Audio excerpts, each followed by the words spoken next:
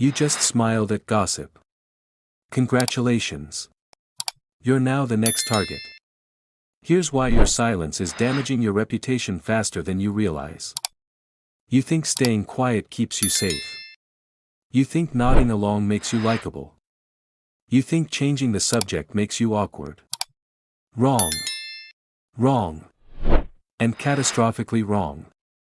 Every time you participate in gossip, by laughing, staying silent, or just being present, you send a clear message to everyone in the room: I'm a safe space for toxicity. Use me.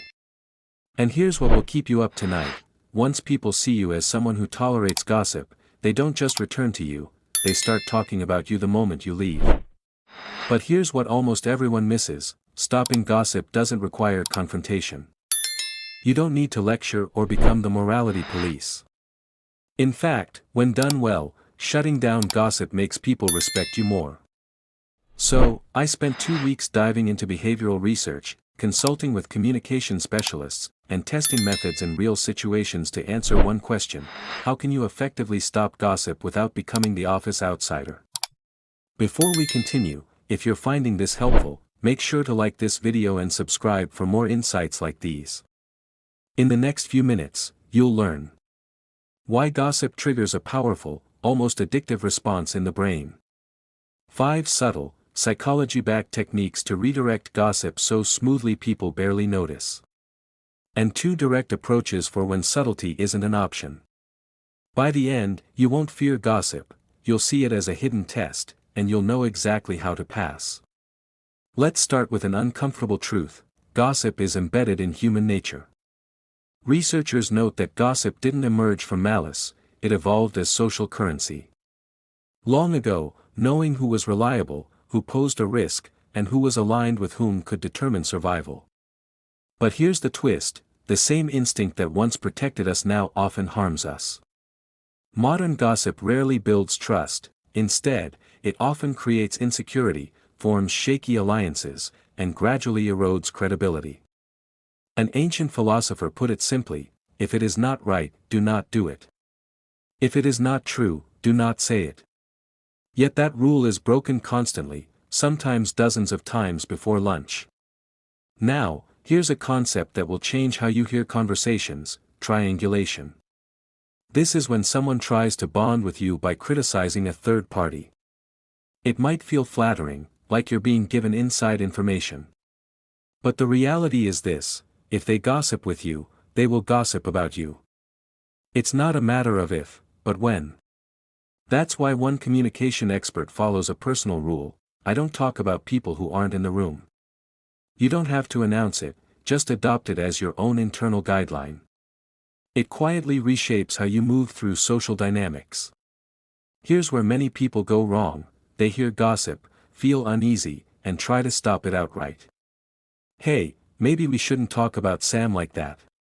Suddenly, they're labeled as uptight or judgmental, or worse, they become the next target.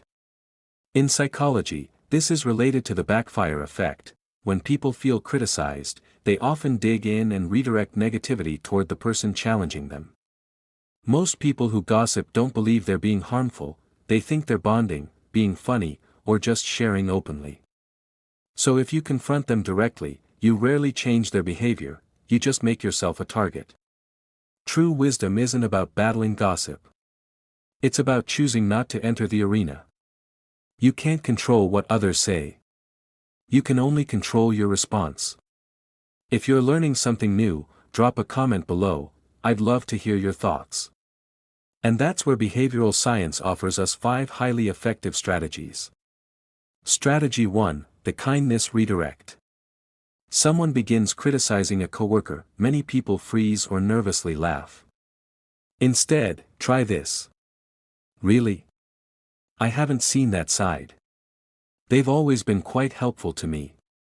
Gossip loses steam. No confrontation, no awkwardness. This works because gossip thrives on shared agreement. By responding with calm kindness, you remove the negative bond. This creates cognitive dissonance, a mental friction, that often leads the speaker to reconsider. Strategy 2: neutral response. Sometimes kindness alone isn't enough. If they persist, try. Could be. Everyone has different experiences. Maybe they were just under pressure. This is emotional reframing. You drain the emotional charge from the conversation. Neutrality disarms judgment. Strategy 3, the empathy shift. Ask a simple question. I wonder if something is going on for them lately. We all have tough moments. Empathy dissolves judgment. You move the discussion from us versus them to maybe there's more to the story. Strategy 4, the topic change. Once the emotional energy fades, gently pivot. Anyway, did you see the latest update on the project timeline? Or, how is your team handling the new goals? This is sometimes called social redirection. You steer the talk without creating conflict.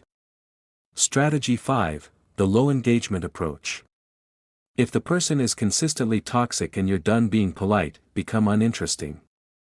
Use brief, flat replies. Oh. I see. Didn't know that. When gossip gets no reaction, it dies. No fuel, no fire. Now, if these subtle methods aren't enough, here are 2 more direct options. Direct approach 1, polite boundary. I'm really working on keeping things positive lately, and for me that includes not discussing people who aren't here. Mind if we change the subject? You stay calm and polite. Any awkwardness that follows isn't yours, it's a natural social correction. Direct approach 2, clear exit. If the gossip persists, simply remove yourself. I need to grab something / make a call / catch up on something. Talk later. Then walk away. You don't owe your presence to a toxic conversation. Share this with someone who needs to hear it. It might change their social dynamics completely. Here's the final insight: gossip isn't really about the person being discussed. It's about you. It tests your discipline, your empathy, and your self-respect.